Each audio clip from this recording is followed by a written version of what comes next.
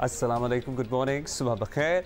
आज मैं और आप अकेले ही साथ रहेंगे 2 घंटे, क्योंकि हुमा को किसी ज़रूरी काम के सिलसिले में लाहौर जाना पड़ा है। लेकिन हमारे पास बहुत कुछ है आपसे शेयर करने के लिए, आपको बताने के लिए, और आप तो हमें बता ही सकते हैं। @Jio Pakistan TV हमारा एक्स हैंडल है। अच्छा जी, कल हमने बहुत रोना गाना किया था और बनता भी था, क्योंकि हमारे ओपनर्स किस तरह पै दर पै आउट होते चले गए थे, ख़ज़ा के पत्तों की तरह झड़ते चले गई थी हमारी विकटें। लेकिन उसके बाद ऐसा लगा कि पाकिस्तान टीम संभली और लिटरली टेल एंडर्स ने परफॉर्म किया। आपको पता ही है, अब तक सेलिब्रेट किया जा रहा है आमिर जमाल की ज़बरदस्त इनिंग, और ऑस्ट्रेलिया के खिलाफ दूसरी बड़ी पार्टनरशिप है लास्ट विकेट की शराकत पे। साथ ही साथ सलमान ने जारहाना खेला, उनकी बड़ी ज़बरदस्त कॉन्ट्रीब्यूशन थी। रिजवान का तो चले ड्यू था ही ना, उन्होंने तो 88 किए, उनकी भी कॉन्ट्रीब्यूशन थी। और फिर पाकिस्तान एक बड़ा टोटल सामने खड़ा करने में कामयाब रहा। अभी ऑस्ट्रेलियावी बैटिंग जारी है, 2 विकेटें हमारी तरफ से हासिल की जा चुकी हैं अब तक ऑस्ट्रेलिया की। इस सारी सूरत हाल पर बात भी करेंगे, आपको पता है हमारे साथ होते हैं। पहली बात हमने दिन में क्रिकेट की करनी होती है, because when it is cricket we can not talk about anything else. लेकिन सर्टनली आमिर जमाल की बैटिंग के चर्चे रहे, उस पर हमने ज़रा तैयार किया है। भाई आमिर जमाल की ज़बरदस्त इनिंग है और जमल कुदू हमने चलाया है। हम भी ट्रेंडिंग पे चल रहे हैं ना, फुल ऑन। सो जब पूरी दुनिया चल रही है ट्रेंडिंग पे, तो हम क्यों पीछे रहें। एनी हाउ, सिडनी टेस्ट के दूसरे दिन पाकिस्तान को पहली कामयाबी भी मिल गई थी, उस वक्त जब ऑस्ट्रेलियावी ओपनर डेविड वार्नर को 34 रन बनाकर सलमान अली आगा ने आउट किया। और David Warner by the way याद रहे अपना आखिरी टेस्ट मैच खेल रहे हैं, इन्होंने रिटायरमेंट का ऐलान कर दिया है। This is his favourite series. Pakistani team पहली इनिंग में 313 रन बनाकर आउट हुई थी, जिसकी हमें बिल्कुल तवक्को नहीं थी। और आमिर जमाल, रिजवान और सलमान का हम पहले ही जिक्र कर चुके हैं, जारहाना अंदाज इनका था तो हम 313 तक पहुंचे, वरना हम बिल्कुल ना पहुंचते। आमिर जमाल ने ऑस्ट्रेलियाई बॉलरों की लिटरली दुर्गत बनाई है, अटैकिंग क्रिकेट खेली है, 4 छक्के और 9 चौके लगाए हैं। नेथन लाइन को रिवर्स स्वीप पर छक्का रसीद किया, 82 रन की इनिंग खेली। मीर हमजा के साथ आखिरी विकेट पर 86 रन बनाकर ऑस्ट्रेलिया के खिलाफ दूसरी बड़ी शराकत का रिकॉर्ड भी कायम किया है। सो ये तो हैं फैक्ट्स। मोहम्मद रिजवान के 88 रन थे, हमने आपको कल ही बता दिया था। सलमान आगा की कंट्रीब्यूशन भी बड़ी अहम थी, 53 रन बनाकर उन्होंने पाकिस्तान को ज़ाहिर सहारा दिया और पाकिस्तान यूं पहली इनिंग में 313 रन बना पाया। अच्छा, डेविड वार्नर का हमने आपको बताया है, ये आखिरी टेस्ट मैच है and this is his favourite series. और एक रिवायत होती है कि when it is you are bidding favourable to a great player, to any player, any international test player, so उसे गार्ड ऑफ ऑनर दिया जाता है। और उसके कुछ विजुअल्स हम आपके साथ शेयर करना चाहते हैं।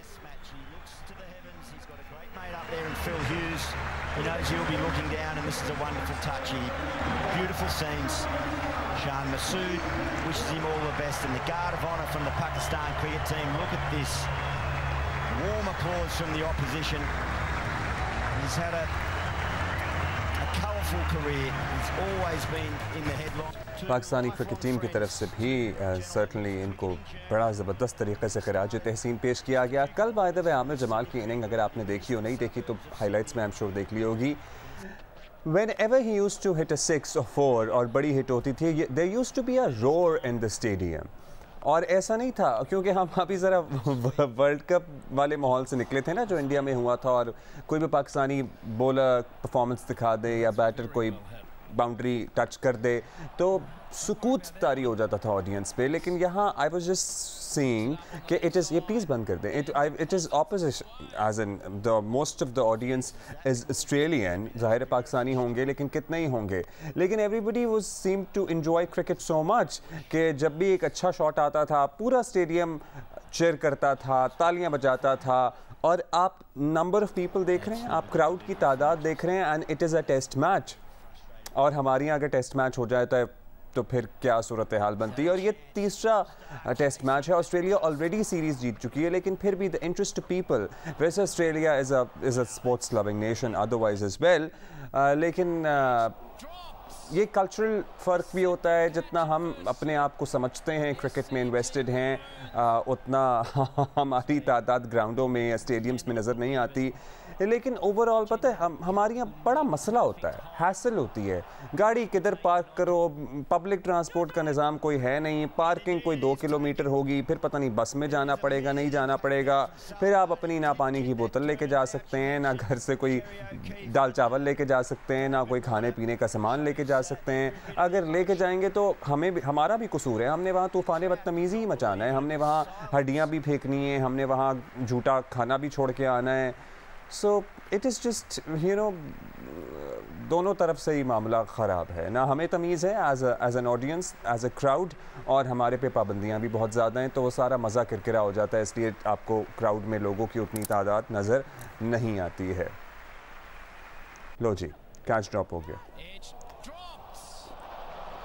और कल शाहीन की अगर आपने गुफ्तगू सुनी हो, क्योंकि वो बता रहे थे, अपना एक्सप्लेन कर रहे थे कि क्यों उन्होंने और मैनेजमेंट ने मिलकर फ़ैसला किया कि वो ये तीसरा टेस्ट मैच नहीं खेलेंगे, क्योंकि उन्होंने बहुत ज़्यादा बॉलिंग कर ली है पहले 2 टेस्ट मैचेस में।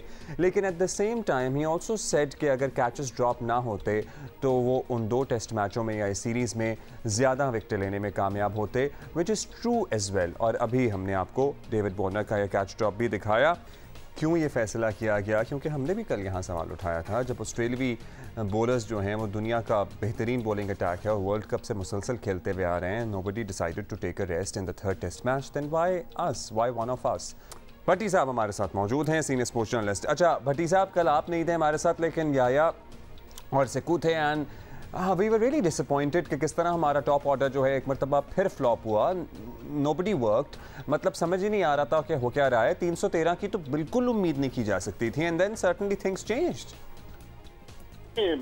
पाकिस्तान का टेस्ट क्रिकेट में अब्दुल्ला यही मसला रहा है कि पाकिस्तान की टीम टेस्ट क्रिकेट में गिरती है, उठती है, लड़खड़ाती है, फिर उठती है, लेकिन हमारी टीम अभी तक सेटल हो नहीं पा रही।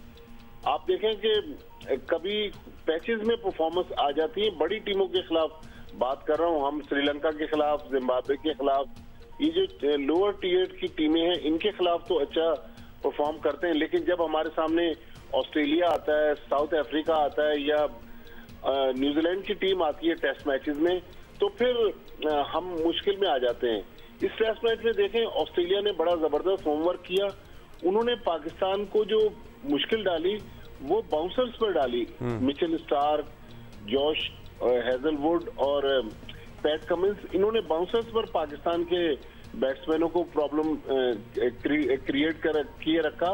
बल्कि पाकिस्तान के जो टॉप ऑर्डर बैट्समैन है सऊद शकील, वो देखें वो काफी हल्के नजर आ रहे हैं बाउंसर्स पर, लेकिन रिजवान ने बड़ी दिलेरी से बैटिंग की। लेकिन जो सबसे अच्छा क्रेडिट आमिर जमाल को जाता है कि आमिर जमाल हालांकि तीसरा टेस्ट मैच खेल रहे थे, लेकिन जिस तरह आमिर जमाल ने बैटिंग की है, मेरे ख्याल में इस सीरीज की अगर हमें कोई दरियाफ्त हम कह सकते हैं तो आमिर जमाल है।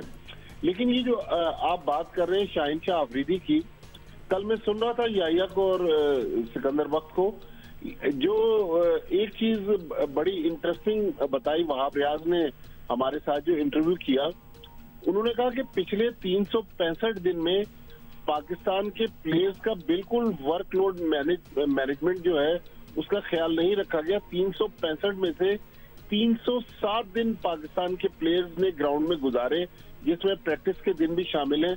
तो ये शाहीन शाह अफरीदी का जो हमें मसला नजर आ रहा है कि वो अब खुद रेस्ट मांग रहे हैं, क्योंकि उन्होंने कप्तानी करनी है न्यूजीलैंड में। बल्कि अगर आपको याद हो 23 दिसंबर को जब मैंने आपके साथ प्रोग्राम किया था, मैंने ये खबर दी थी कि अगर पाकिस्तान मेलबर्न टेस्ट हार गया तो शाहीन शाह अफरीदी नहीं खेलेंगे।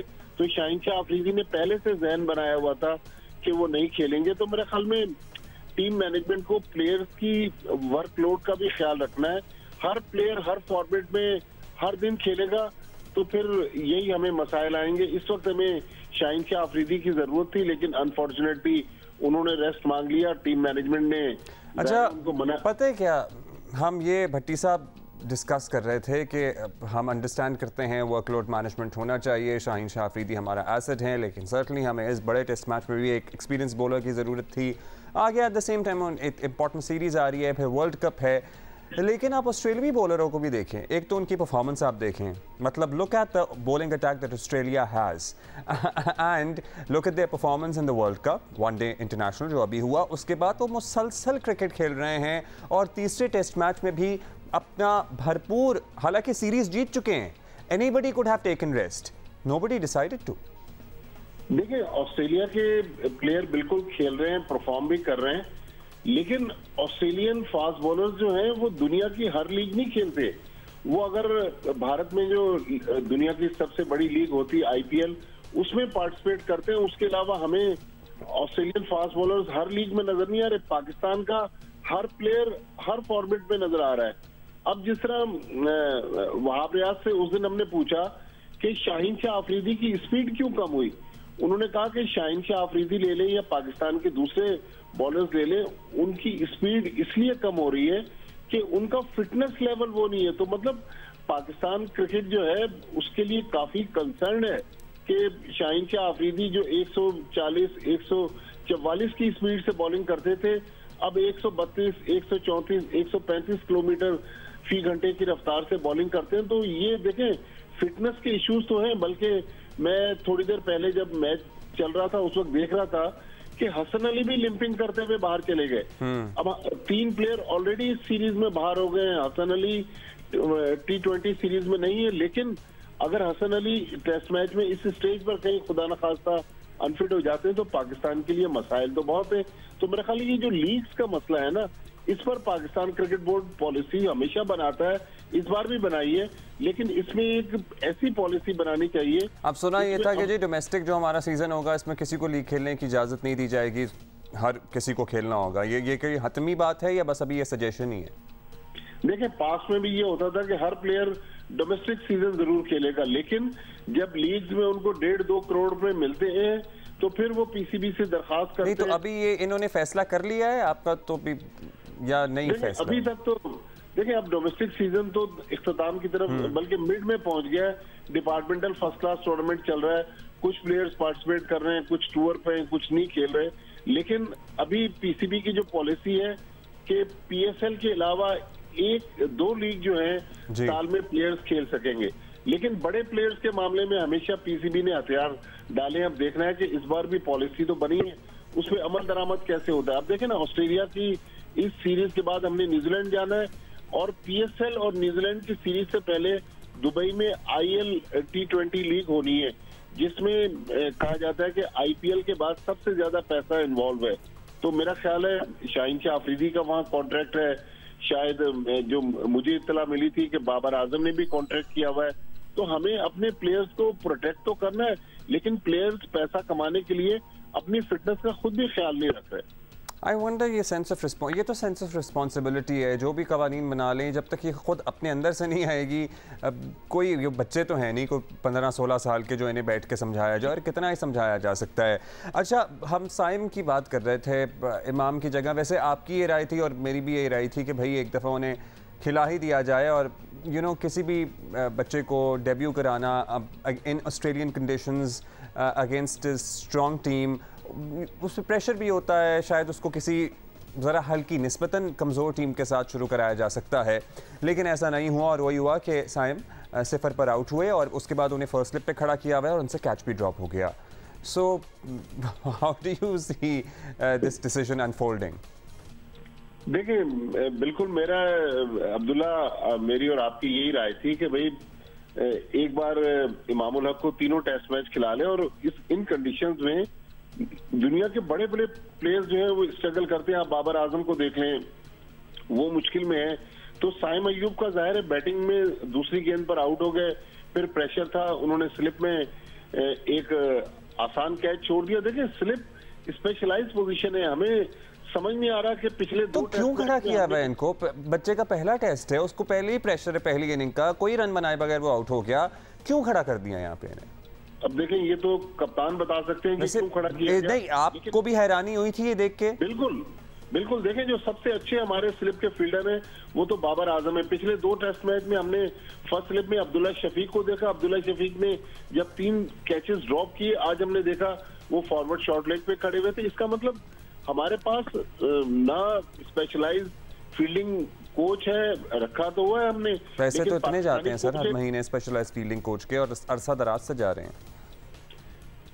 अब देखें, अब अब्दुल मजीद साहब जिनको पिछले दिनों हटा दिया था, अब दोबारा वो फील्डिंग कोच आ गए। लेकिन पाकिस्तान में ये स्लिप की फील्डिंग ऐसी पोजीशन है कि जहां पर स्पेशलाइज अगर फील्डर हमारे पास नहीं होगा, हम क्रंच मोमेंट्स मैच के मिस कर देंगे, तो फिर मैच जीतना तो मुश्किल है। देखिए, पीसीबी में हम बार बार बात करते हैं कि गवर्नेंस के इशू आ गए, और पिछले दिनों पाकिस्तान के एक साउथ अफ्रीकन बैटिंग कोच थे एंड्रयू प्यूटिक। कल हमने सुना, बल्कि मैंने जियो न्यूज में खबर दी कि उन्होंने अफगानिस्तान की टीम को ज्वाइन कर लिया। जी, I had this mind in mind, and आपने खुद ही चले मामला उठा दिया। क्या कहानी है ये भट्टी साहब? इस्तीफा मौसूल हुआ पीसीबी को बाज़ाब्ता? देखिए, पाकिस्तान क्रिकेट बोर्ड तो कहता है कि हमने उनको नेशनल क्रिकेट एकेडमी भेजा था। भाई, वो तो साउथ अफ्रीका चले गए थे। नेशनल क्रिकेट एकेडमी में तो पिछले 1.5-2 महीने से काम नहीं कर रहे, बल्कि मिकी आर्थर और ग्रांट ब्रैडबर्न वो भी अपने मुल्कों में चले गए। तो पीसीबी उनको तनख्वाहें दे रहा है। देखें, पीसीबी को वजाहत तो करनी चाहिए कि अगर उन्होंने इस्तीफा नहीं दिया तो उन्होंने दुनिया की एक और टेस्ट टीम को किस तरह ज्वाइन कर लिया।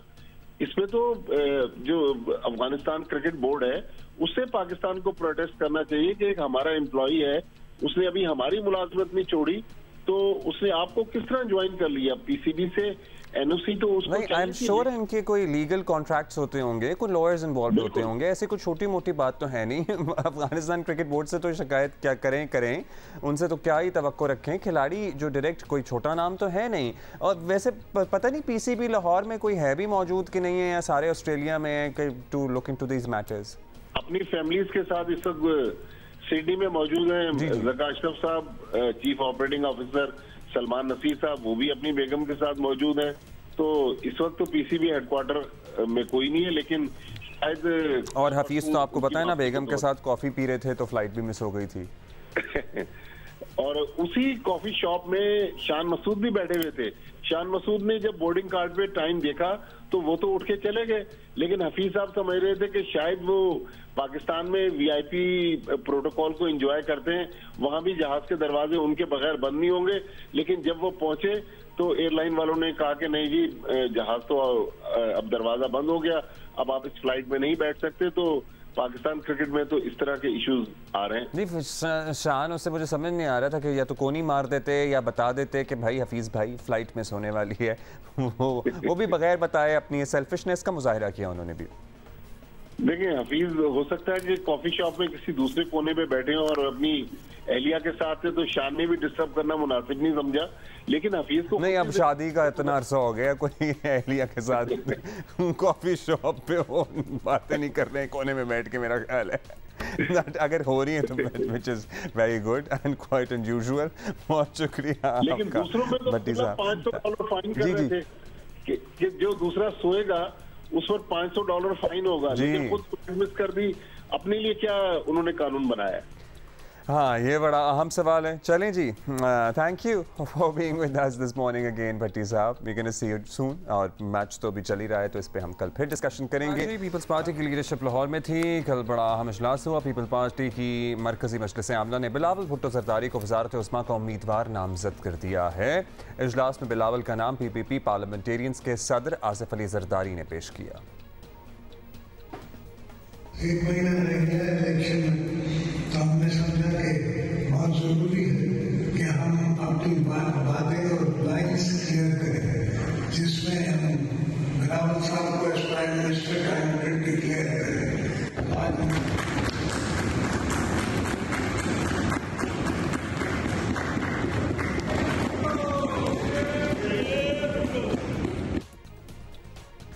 बॉटल के साथ क्या एस्ट्रे रखी हुई थी, क्या रखा हुआ था? खैर, एनी हाउ, बिलावल भुट्टो जरदारी ने फैसले पर कहा कि PTI और मुस्लिम लीग नून दोनों अशराफिया के नुमाइंदे हैं जिन्हें मुक़्तदर क़ुव्वतों ने पंजाब पर मुसल्लत किया। बिलावल भुट्टो ने एक बार फिर अपने 10 निकाती मंशूर की एक्चुअली डिटेल बताई।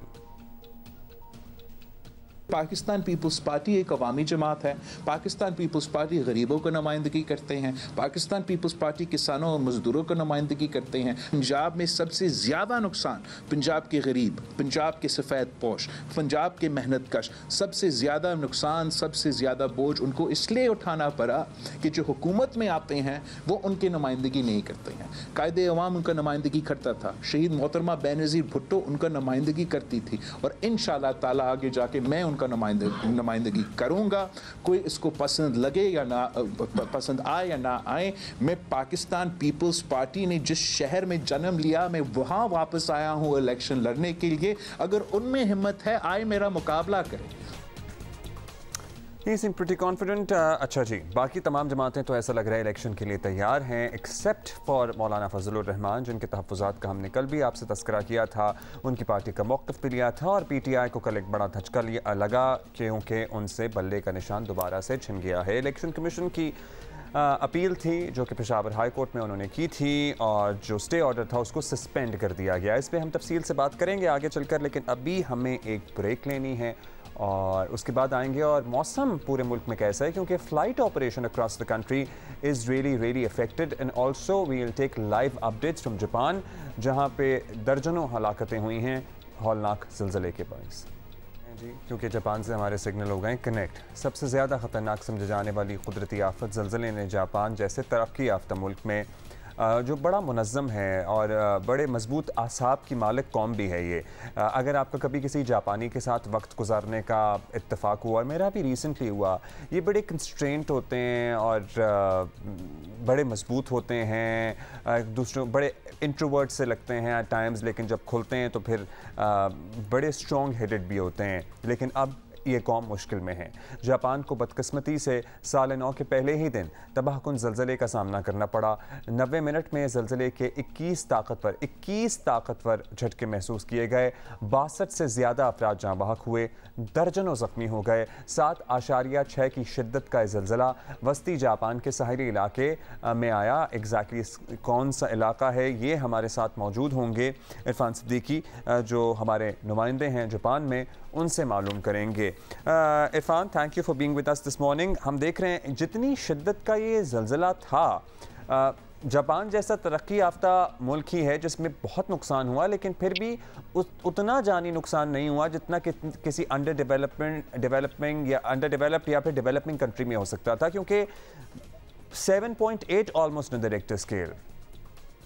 जी अब्दुल्ला, सबसे पहली बात तो ये कि जापान में नए साल को बड़ी इंपॉर्टेंट, पहले दिन को बहुत ज़्यादा इनको मजहबी तौर पे बड़ी इंपॉर्टेंट दी जाती है और साल का 31 दिसंबर जो होता है ये सफाई का दिन मनाते हैं ताकि नए आने वाले साल को बहुत अच्छी तरह वेलकम किया जा सके। और पहले दिन ये जाते हैं शाइज में, दुआएं मानते ताकि आने वाला साल अच्छा गुजरे।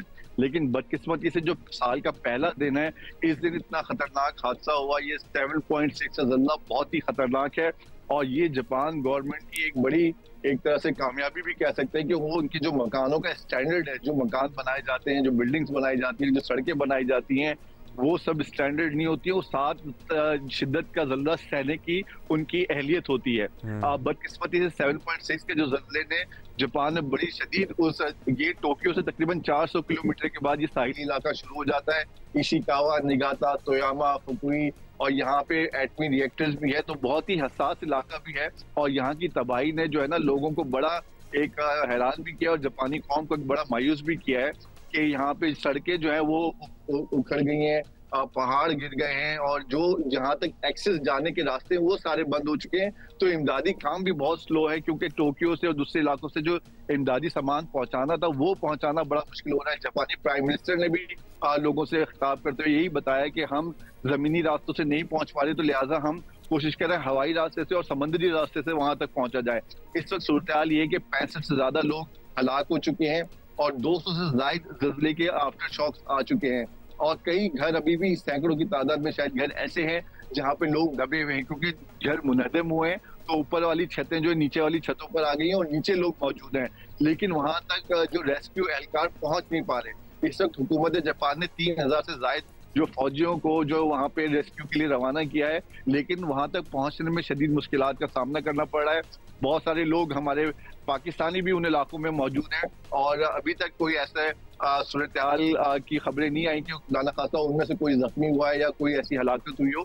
लेकिन एम्बेसी ने भी और पाकिस्तानी कम्युनिटी भी कोशिश कर रही है कि उनसे रब्ता रखा जाए और उन तक पहुंचने की कोशिश की जाए और उनको वहां से निकाल के महफूज इलाकों में लाया जा सके। अच्छा, इरफान, पहले को आया ये जल्जला और अभी भी आपने बताया कि अभी रवाना किया गया है फौजियों को भी।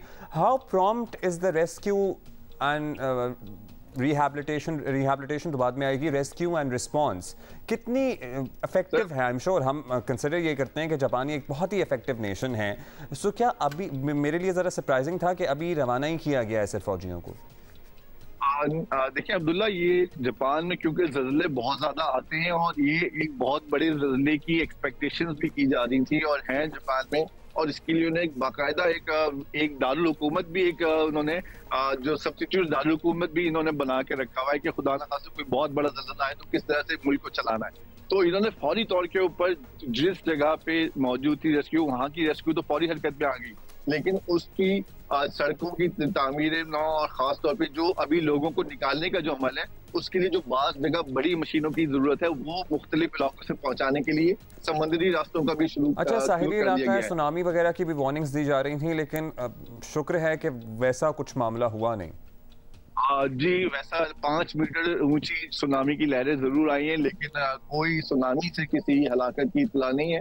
और जो तोयामा एक जगह है जहाँ पे पाकिस्तानी बहुत बड़ी तादाद में, वहाँ से हमारे दोस्तों ने हमें बताया कि वहाँ की गवर्नमेंट ने तमाम पाकिस्तानी को साहिली इलाका छोड़ के एक जो शेल्टर जोन है वहाँ पर उन्हें मुंतकिल कर दिया गया था, लेकिन अगली सुबह जो है वो सुनामी की वार्निंग जब खत्म की तो उनको वापस बुला लिया गया। आपने जो भी बात बताई है ना कि इन्होंने ऑल्टरनेटिव कैपिटल एक बनाया हुआ है, वो बहुत सी दुनिया के लिए और मुझ समेत हैरान कौन है कि आप सोचिए कि कितना फारसाइटेड ये सोचते हैं। थोड़ा सा इनका तर्ज तामीर ब्रीफली, वक्त कम है हमारे पास, बताइए, क्योंकि 7.6 on Richter scale is huge और जितनी इमारतें गिरी हैं फिर भी शुक्र है खुदा का कि उतनी हलाकतें नहीं हुई हैं। मतलब 65 अफराद जहाँ भाग हुए हैं। यहाँ आपको याद है जो हौलनाक हमारा सिलसिला आया था, हज़ारों लोग जान से जा सकते थे अगर जापानियों की तैयारी ना होती। जी अब्दुल्ला, बिल्कुल आप ठीक कह रहे हैं, क्योंकि जापान में जो मिनिमम स्टैंडर्ड है कंस्ट्रक्शन का, उस कंस्ट्रक्शन की स्टैंडर्ड है 7 की जो रेक्टर स्केल के ऊपर शिद्दत बर्दाश्त करने की अहलियत होनी चाहिए, वरना आप मकान तामीर नहीं कर सकते। ये जापान गवर्नमेंट का रूल्स लॉज हैं।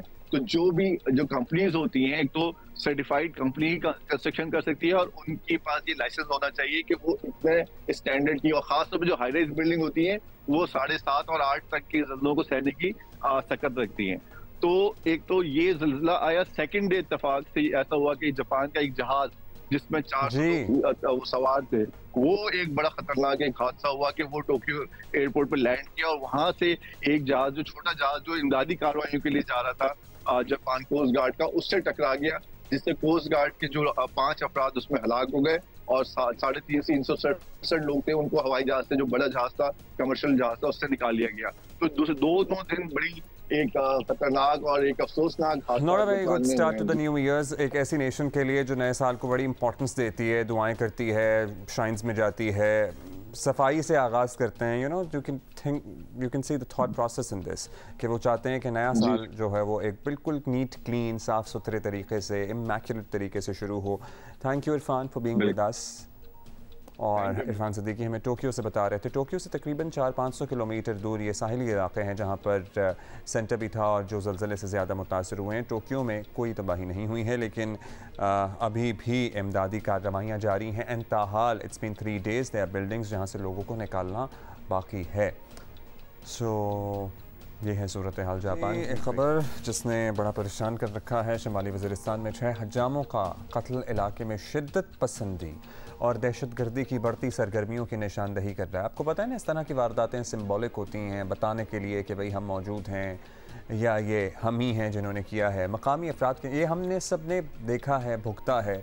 मकामी अफराद के मुताबिक इन अफराद को घरों से निकाल कर खेतों में ले जाया गया, जहाँ उन्हें गोलियाँ मारी गईं और फिर लाशें मीर अली बाज़ार के करीब फेंक दी गईं। इत्तला मिलने पर पुलिस ने लाशें मीरानशाह थाने मुंतकिल की। मकतूलीन डेरा गाजी खान से ताल्लुक़ रखते थे।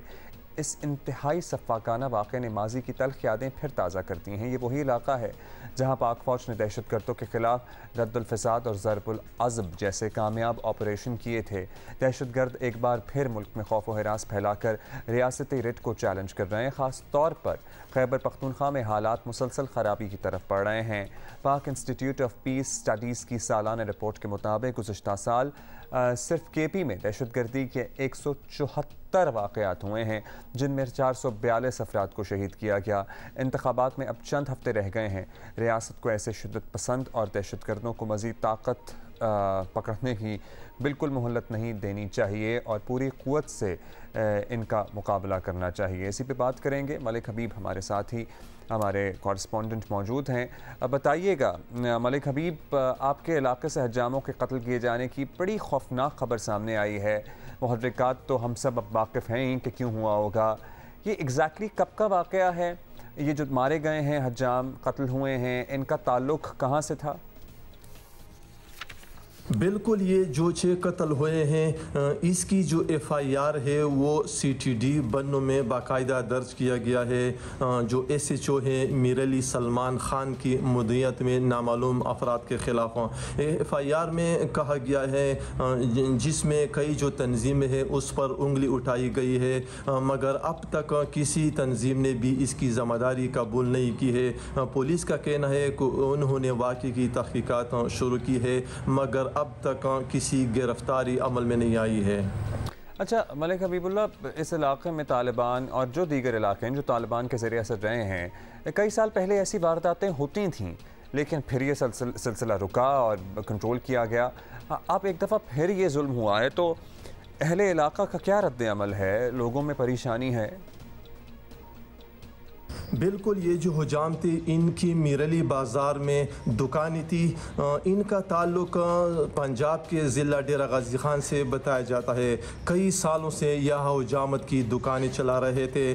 सोमवार की रात मीरली बाज़ार में वाक़े इनको नामालूम अफराद की जानिब से उठाया गया, अगवा किया गया, तो अगली सुबह उनकी लाश जो हैं वो मुसकी गाँव के खेतों से मिली। मकामी अफराद ने इनको फौरी तौर पर मीरली अस्पताल मुंतकिल कर दिया गया, मगर अभी तक किसी भी तंजीम ने इस वाक़े की ज़िम्मेदारी कबूल नहीं की है। सोशल मीडिया पर एक पम्फलेट वायरल हुआ था जिसमें TTP की जानिब से ज़िम्मेदारी कबूल की थी कि ये जो बंदे थे ये यहाँ पे हुजामत करते हैं, तो इसी वजह से इनको मारा गया है। मगर बाद में तहरीक तालिबान की जानिब से बाकायदा एलामिया जारी किया गया कि उनका इस वाक़े से कोई ताल्लुक़ नहीं है। ये सूरत हाल है, लेकिन यकीनन इस वाक़े ने, बहुत शुक्रिया आपका मलिक हबीबुल्लाह हमारे साथ मौजूद थे, हमारे साथ ही फ्राम वज़ीरिस्तान।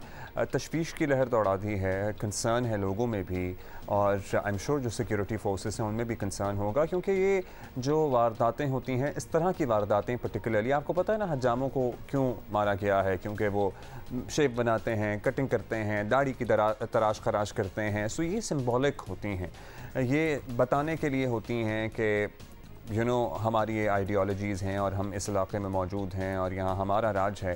बट तमाम हलकों की तरफ से ये बात की जा रही है कि इससे पहले कि सिलसिला मज़ीद फैले बढ़े, सिक्योरिटी फोर्सेस शुड लेकिन look into it, and I am sure they must be, और इस तरह की वारदातें दोबारा कभी रूनुमा ना हों। इक़दाम तो यही होने चाहिए।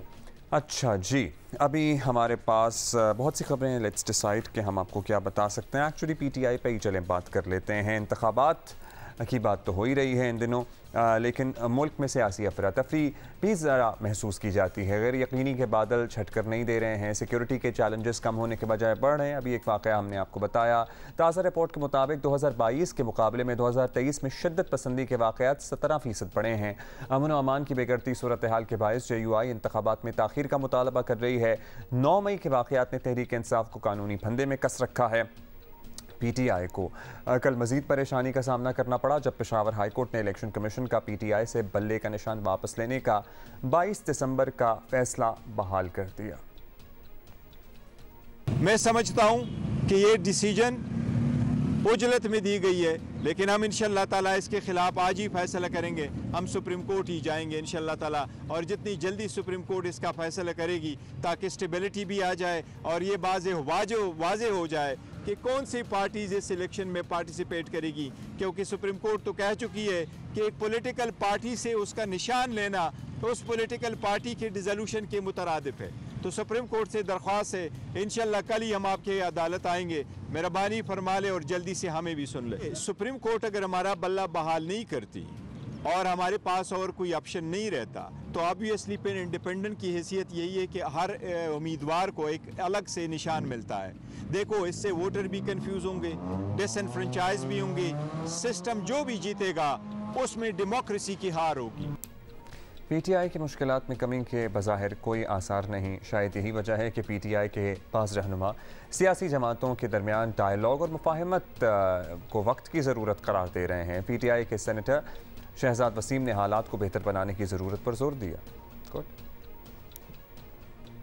कि इन तमाम चीज़ों को मलहूज़ खातिर रखते हुए हमें आगे की राह मुतय्यन करनी होगी। चेयरमैन साहब, हर मैदान उसके अपने खदोखाल होते हैं, उसका अपना एक तरीक़ाकार होता है। अब खेलों के मैदान देख लें, क्रिकेट का मैदान और होगा, बेसबॉल का और होगा, हॉकी का और होगा। इसी तरह जो सियासी मैदान है ये एक बड़ा पेचीदा मैदान है, इसके अपने पेचोखम हैं, यहाँ पर भी मद्देनज़र आते हैं चेयरमैन साहब, और हम देखते हैं कि यहाँ नसीब और रकीब बदलते रहते हैं, यहाँ लोग और रोग आते जाते रहते हैं, यहाँ कभी गालियाँ होती हैं और कभी तालियाँ होती हैं, यहाँ कभी वाह वाह होती है, कभी आ होती है, यहाँ कोई हालात का कैदी है और कोई वक्त में कैद हुआ है, वक्त में मुक़य्यद है। पीटीआई अपने दौर इक़्तिदार में अपोजिशन जमातों के साथ क्या सलूक करती रही है ये अलग बात है, लेकिन तजवीज़ बुरी नहीं है। नून लीग और पीपल्स पार्टी के दरमियान मीसाक़ जमहूरियत के अच्छे असरात माजी में देखे गए हैं।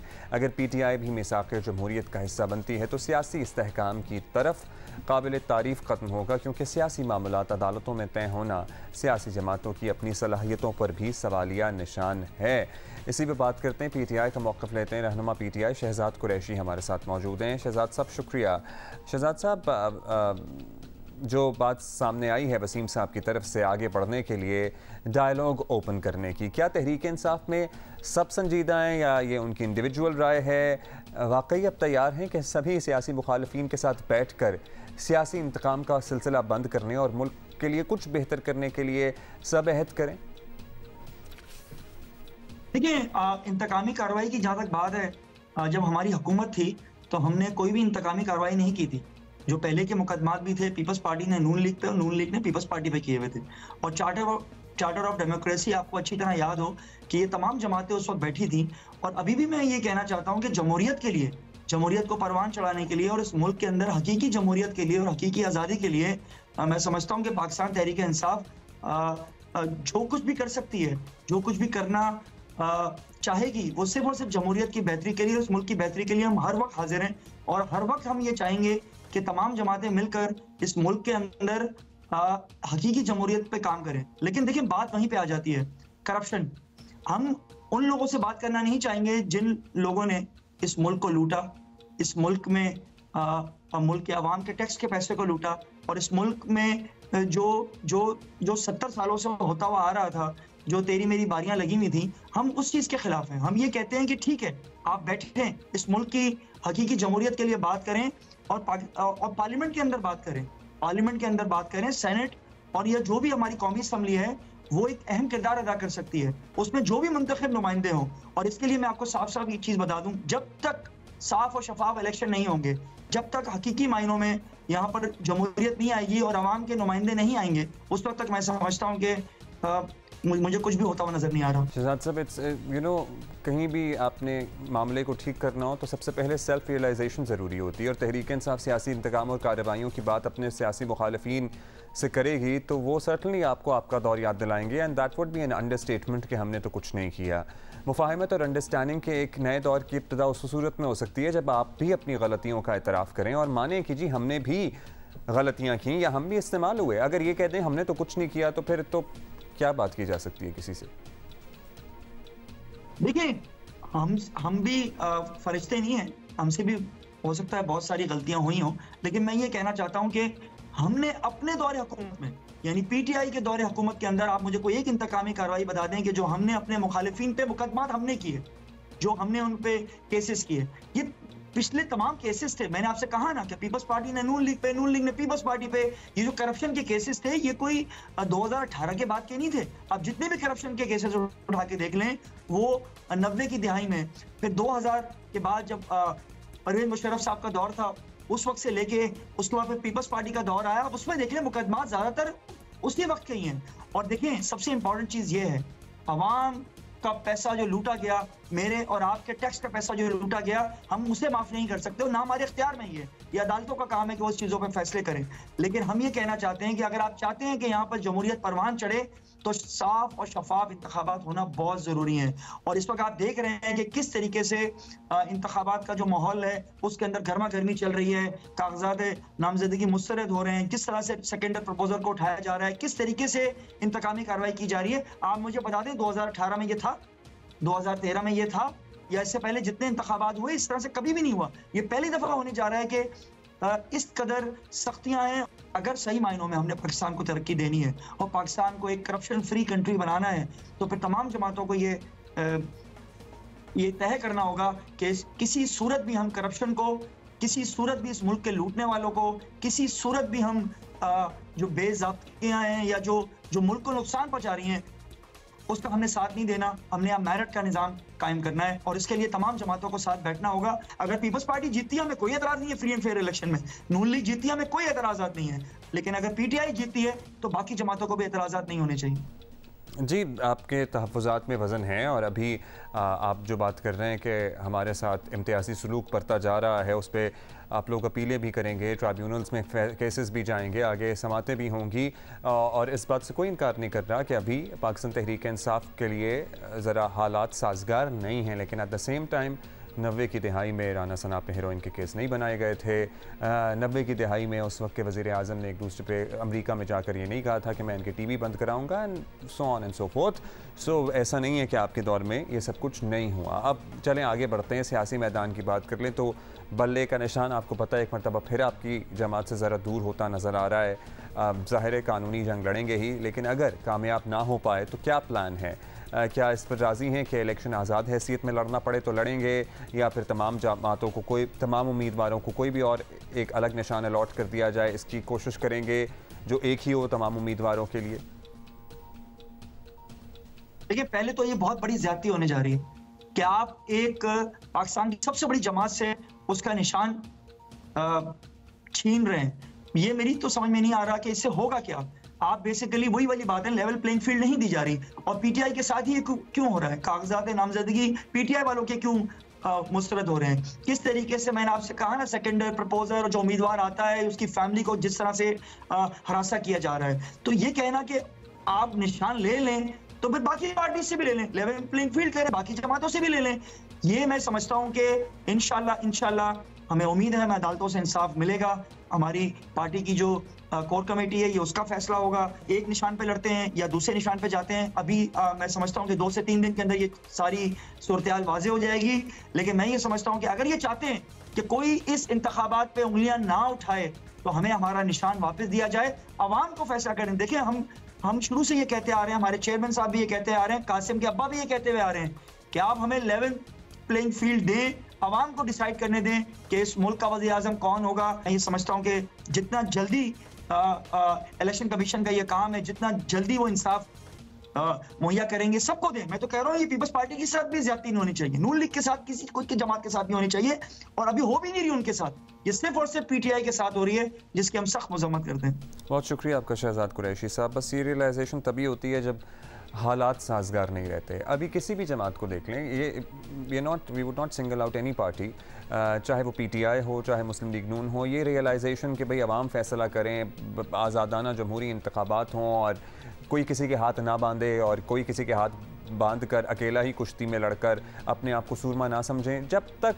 फेवर में हो रहा होगा एवरीबडी वुड बी ओके, जब अगेंस्ट हो रहा होगा तमाम लोग जमहूरियत के चैम्पियन बने नजर आएंगे। 2018 में जो हुआ, किस तरह पूरे सिस्टम को साथ मिलाकर किसी एक उम्मीदवार को बतौर वज़ीर आज़म सामने लाने के लिए जतन किए गए, लिटरली कोशिश नहीं जतन किए गए, वो भी सबके सामने हैं। अभी जो हो रहा है वो भी सबके सामने है। खैर एनी हाउ, अभी हम ज़रा बताएंगे आपको कि दिसंबर में बारिशें हो नहीं रही हैं और मौसमियाती तब्दीलियों ने भीगे भीगे से दिसंबर की रिवायती खूबसूरती और इससे वाबस्ता रोमांस भी छीन लिया है। ख़ास तौर पर कराची में खुश्क सर्दी से बात आगे बढ़ नहीं रही है। लोग नज़ला ज़ुकाम खांसी इन्फ्लुएंजा का, कहीं कराची क्या लाहौर में भी सर्दी नहीं हो रही है, इस्लामाबाद में भी बारिश के इंतज़ार में लोग बैठे हुए हैं। जनवरी आ गया है, शहर कायद के लोग बदस्तूर खुशगवार सी बारिश के मुंतज़िर हैं। महकमा मौसमियात ने आज कराची में बाय द वे हल्की बूंदाबांदी की पेशगोई की है। बारिश हो गई तो शहर मज़ेदार सी सर्दी को एंजॉय करने के लिए आई होप थोड़ा तैयार होगा। दारुल-हुकूमत इस्लामाबाद का ये हाल है कि गहरी धुंध ऐसा कंबल बनी हुई है जो छोड़ने का नाम नहीं ले रही है। धुंध के बायस ट्रैफिक मसाइल के साथ साथ फ़्लाइट ऑपरेशन मुतासर हो रहा है। इस्लामाबाद में वैसे धुंध वगैरह का फिनोमेना ऐसा होता नहीं था, लेकिन इट इज़ लाइक रीसेंट। अंदरून और बैरून मुल्क आने जाने वालों के लिए दर्द सर बना हुआ है ये तमाम मामला, क्योंकि उनकी फ़्लाइट मुतासर हो रही है। इस्लामाबाद का मटियाला मौसम कई लोगों को फैसिनेट भी कर रहा है, ऑल तो लाहौर वालों को तो सख्त परेशान कर रखा है। स्मॉग ने मुख्तलिफ शहरों और इलाकों के लोग अपनी अपनी परेशानियों से के छुटकारे के लिए मौसम की तब्दीली के मुंतज़िर हैं। और कब होगा मौसम तब्दील, ये हम जानेंगे DG मेट मेहर साहब खान साहब से। बहुत शुक्रिया मेहर साहब। सब बता दें भाई, इस्लामाबाद बड़ी सख्त धुंध की लपेट में है, वहाँ रहने वाले बता रहे हैं कि ज़िंदगी जाम होकर रह गई है। तो क्या मामूल है इस्लामाबाद में या कुछ गैर मामूली सा फिनोमेना है इस्लामाबाद गिरदोनमा में इतनी फॉग पड़ना? देखें, इस्लामाबाद में जो है फॉग वो हर साल तकरीबन नहीं होती, ये दौरानी है इसका काफ़ी होता है, यानी कई सालों के बाद ये रिपीट होती है। तो ये आज दूसरा दिन है इस्लामाबाद में भी। तो ये जो आपके मॉइस्चराइज्ड आपका जो है वो कंपोनेंट जो है वो साउथ ईस्ट से मिल रहा है, इसलिए इस्लामाबाद भी वो धुंध की लपेट में आजकल है। और वहाँ पे वाक़या लोग जो कह रहे हैं कि ज़िंदगी काफ़ी यानी होता है एक मसाइल का शिकार होती है। तो वहाँ पे आपको पता है कि इस्लामाबाद के साथ रावलपिंडी भी बहुत बड़ा शहर है, तो दोनों शहर जो है इस वक्त उसकी लपेट में हैं। लेकिन आने वाले दिनों में इसमें कमी आ जाएगी इस्लामाबाद और रावलपिंडी में। लेकिन हमारे इलाके जो हैं ये भी अगले 2 दिन तो होंगे, लेकिन इतवार को शायद थोड़ी सी कम हो, लेकिन उसके बाद फिर रहेगी। और मिड ऑफ जनवरी के बाद बारिशों का भी सिलसिला शुरू हो रहा है, तो उससे ये काफ़ी हद तक कम हो जाएगी। अच्छा मेरे साहब, लाहौर में तो अब इस सीज़न का खासा ही बन चुका है, ये धुंध भी होती है, स्मॉग भी होती है। इस पर कंट्रोल करने के लिए एक बार फिर मसनूई बारिश का भी सोचा जा रहा है। कितना फ़र्क पड़ेगा आपकी नज़र में? फ़र्क थोड़ा सा पड़ता है, ऐसी कोई बात नहीं है। बिल्कुल पहले भी जो तजर्बा है वो कामयाब हुआ है। वो हल्की बारिश थी, अगर ज़्यादा बारिश हो जाए तो फिर ज़्यादा उसका होता है असर के जी वक्ती तौर पे जो है, या अगले आने वाले कुछ दिन जो होते हैं वो धुंध से या फॉग से बचा जा सकता है। तो इंशाल्लाह अगर दोबारा ज़रूरत पड़ी तो हम तैयार हैं। वैसे ही मौसम जो है जैसा कि मैंने पहले बताया कि फरवरी के तीसरे हफ्ते से कुछ बारिशों के सिलसिला भी आ रहा है, तो वो वैसे ही मेरा ख्याल है वैसे धुंध में कमी आ जाएगी। अगले 10-12 दिन वक्फे से हो सकती है, लेकिन उसके बाद मिड ऑफ द जनवरी जो है उसके बाद इसमें कमी आना शुरू हो जाएगी और बारिशें भी कमी आ ही जाएगी। अल्टीमेटली तो आ ही जानी होती है। अब सर साहिली जनूबी इलाकों की तरफ आएँ तो कराची बारिश का मुंतज़र है।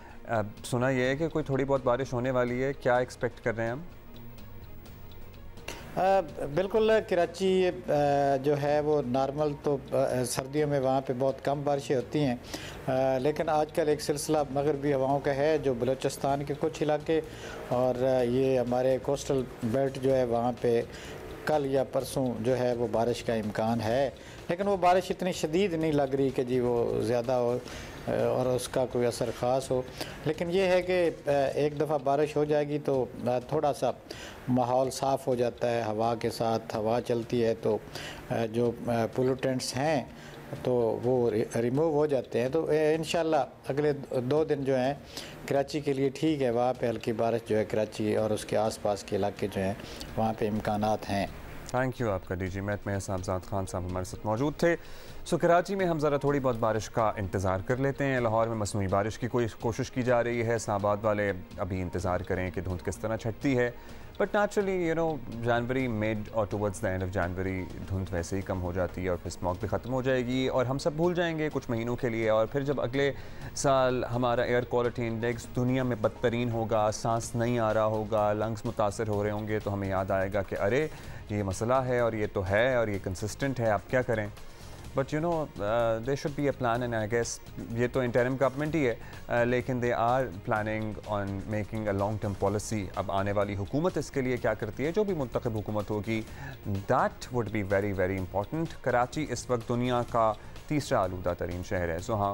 सो हम कोई अपने आप को बेहतर ना समझें। पहले हम लाहौर को बदनाम करते हैं हम लोग सभी लोग मिलके, लेकिन कराची इस वक्त तीसरे पे है, लाहौर छठे पे है। So Lahore is way better than Karachi.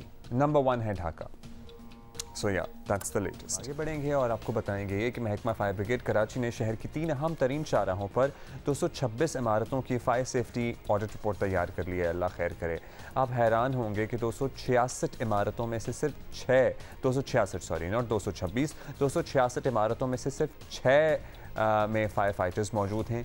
3 शाहराहों की 200 से ज़ायद इमारतों में आग बुझाने का सिरे से कोई सामान नहीं है। रिपोर्ट देखकर सरकारी महकमों की कारकर्दगी पर जो सवालात उठते हैं वो तो अपनी जगह है, मगर इससे भी ज़्यादा तशवीशनाक बात यह है कि इमारतों के रिहायशियों, बिल्डिंग मालिकान खुद भी आग लगने से मुताल्लिक़ खदशात की परवाह नहीं करते हैं। 60% इमारतों में कोई इमरजेंसी एग्जिट नहीं है। 70% इमारतों में बिजली की तारों का गैर मयारी निज़ाम है जो शॉर्ट सर्किट का बाइस बन सकता है। कराची में आए रोज़ आग लगने के वाक़यात के बाद मेयर कराची मुर्तज़ा वहाब ने शहर की अहम इमारतों की फायर सेफ्टी ऑडिट रिपोर्ट तैयार करने की हिदायत की थी। इसी पर बात करते हैं कि और क्या इंकशाफात हुए हैं इस रिपोर्ट में। सुलेमान सादत खान हमारे साथ मौजूद हैं।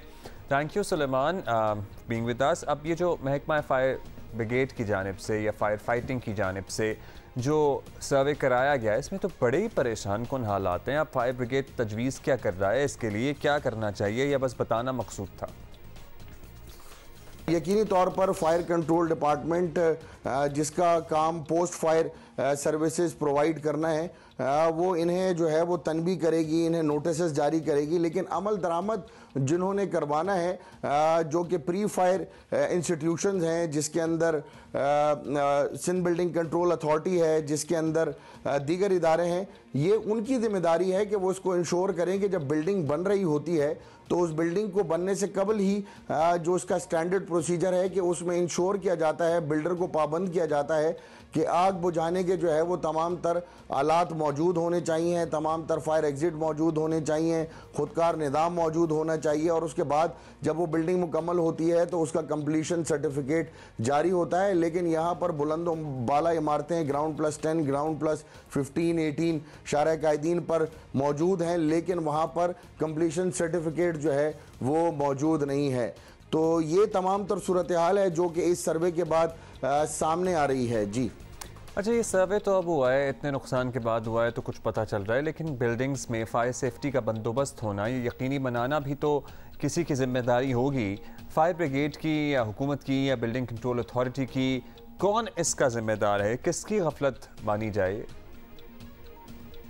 देखें, आग लग जाए तो उसके बाद तो ये जिम्मेदारी फायर ब्रिगेड हुकाम पर आयद होती है कि वो आग बुझाएं, लेकिन जब ये आग नहीं लगी हुई होती तो इससे कबल जो है वो सिंध बिल्डिंग कंट्रोल अथॉरिटी की ये जिम्मेदारी है ना सिर्फ ये बल्कि सिविल डिफेंस का एक इदारा है जो कि होना तो मेयर कराची के मातहत चाहिए, लेकिन वो होम डिपार्टमेंट के मातहत अरसा दराज से काम कर रहा है और एक गैर फाल किस्म का इदारा है। सिर्फ सर्टिफिकेट्स और इंश्योर कराने की हद तक तो ये इदारा मौजूद है, लेकिन प्रैक्टिकली ये इदारा जो है कोई काम करता हुआ दिखाई नहीं देता। अगर ये प्रैक्टिकली ये दोनों इदारे अगर काम करते हुए दिखाई दे रहे होते, एक जो कि बिल्डिंग बनने से कबल इंश्योर करता है और दूसरा बिल्डिंग बनने के बाद उसकी फायर सेफ्टीज़ को इंश्योर करता है, अगर ये दोनों इदारे काम करते हुए दिखाई देते तो ये जो शहर भर में आग लगने के वाक़यात रोनुमा हो रहे हैं, ये वाक़यात रोनुमा नहीं होते। अच्छा Suleman, please help us understand this. एक दिलचस्प बात अभी रिपोर्ट में देखी गई, जो ये कहा गया है कि आग लगने वाली जगह पर NGOs का दाखिला बंद किया जाए। ये क्या मकसद है?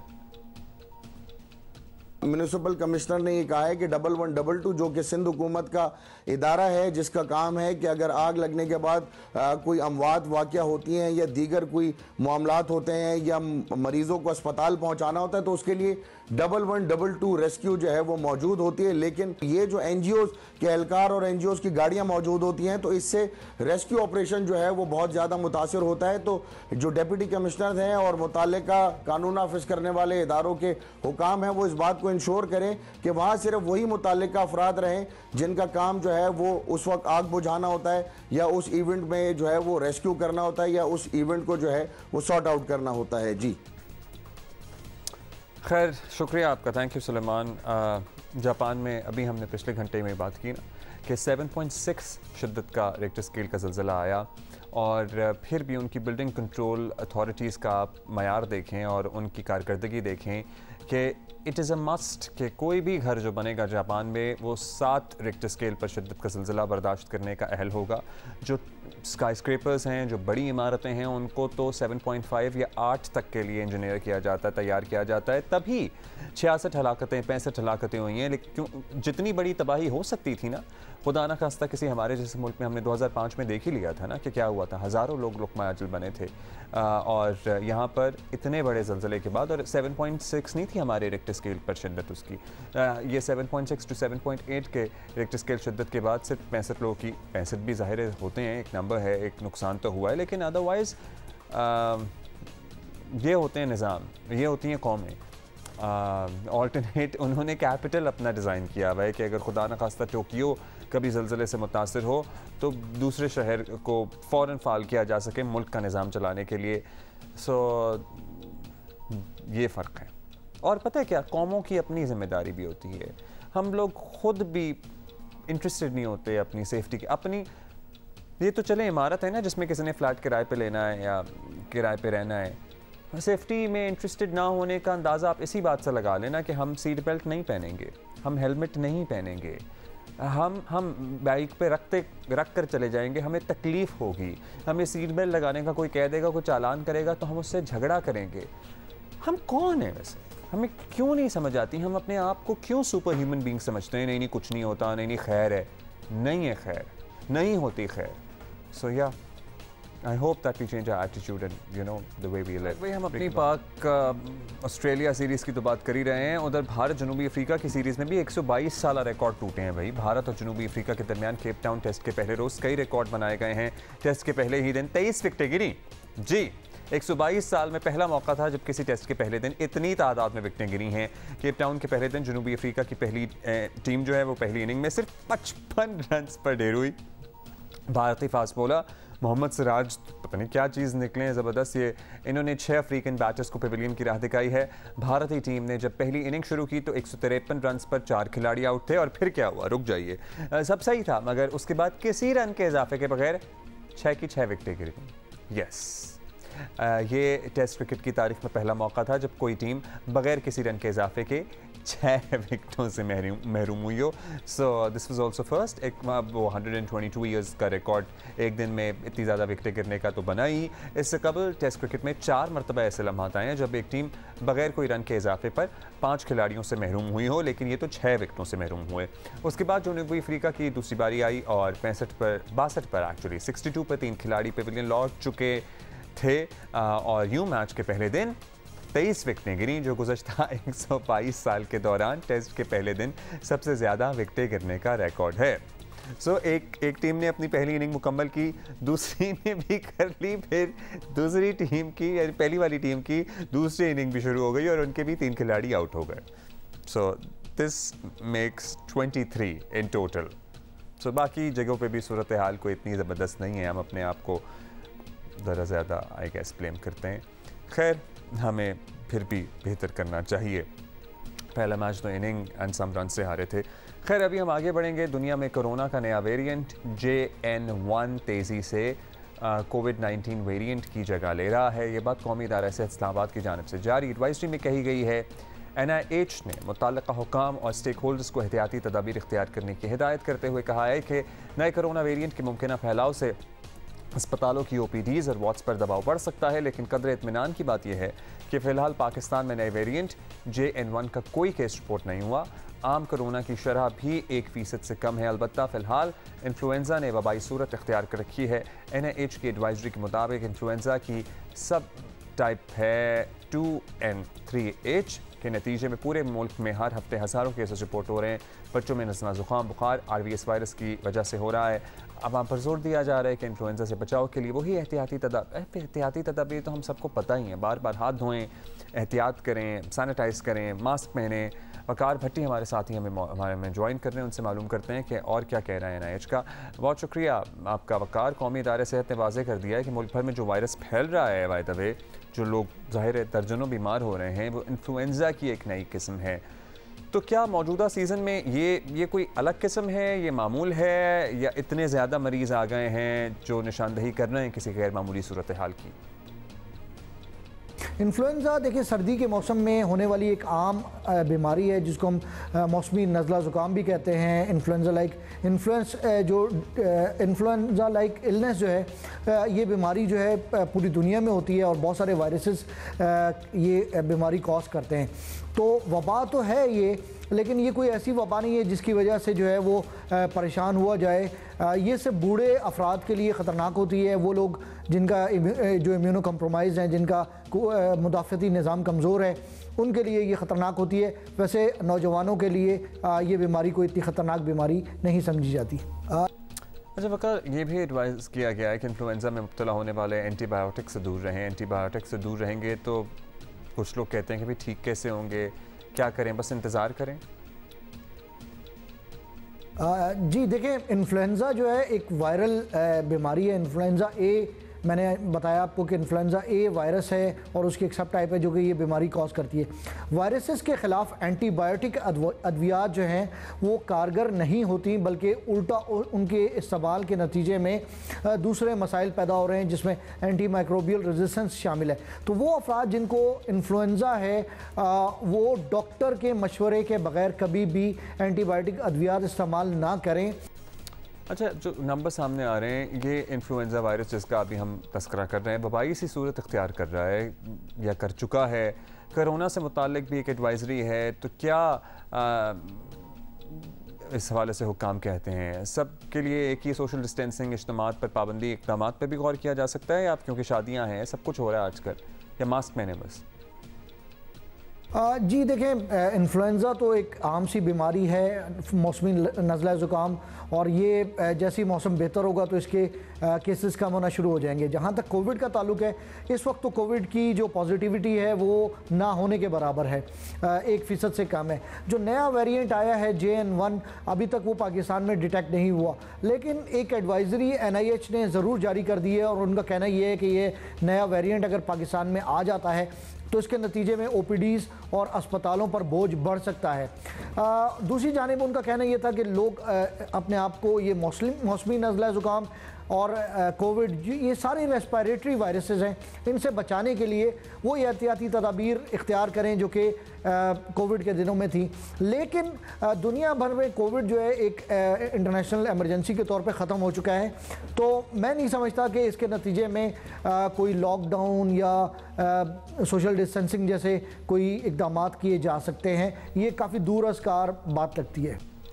थैंक यू आपका वकार। अभी NCOC आपको याद है ना, कोविड के दिनों में हम हर रोज़ NCOC जो आदाद शुमार जारी करती थी वो आपको बताते थे, रिपोर्ट करते थे। तो बड़े दिन बाद NCOC की कोई एडवाइजरी सामने आई है, इनफैक्ट एलामिया सामने आया है। NCOC का बैरून मुल्क से आने वाले 2% मुसाफिरों के कोरोना टेस्ट दोबारा शुरू करने का फैसला सामने आया है। NCOC का यह कहना है कि भाई अब जो भी मुसाफिर आएंगे बैरून मुल्क से, उनमें से 2% का रैंडम चेक करके प्रॉब्ली उनको कोविड टेस्ट किया जाएगा। दुनिया में एक वेरिएंट जो है फैल रहा है JN1, इसका ऑल्दो मुल्क में अब तक कोई केस रिपोर्ट नहीं हुआ है, लेकिन दुनिया में चूँकि फैल रहा है इसलिए we have to be cautious, we have to be careful. हमें हिफाजती इक़दाम अभी से लेने, आई होप कि बस ऐलान ना रहे और एक्चुअल 2% लोगों की टेस्टिंग भी की जाए। पाकिस्तान और वर्सेस ऑस्ट्रेलिया हमारा आखिरी टेस्ट मैच। 313 हमने बनाए थे पहली इनिंग में। ऑस्ट्रेलिया की बैटिंग जारी है, कवर्स अभी तक हैं, अभी बारिश रुकी नहीं है, अभी बारिश अभी तक मैच शुरू नहीं हुआ है। अर्ली टी ब्रेक कर ली गई थी क्योंकि रोशनी का मसला था। सो या 116 पर 2 खिलाड़ी आउट हैं ऑस्ट्रेलिया के। That's the latest and that is it for today. We gonna see you tomorrow. You stay safe, enjoy the weather if you can, and just take care.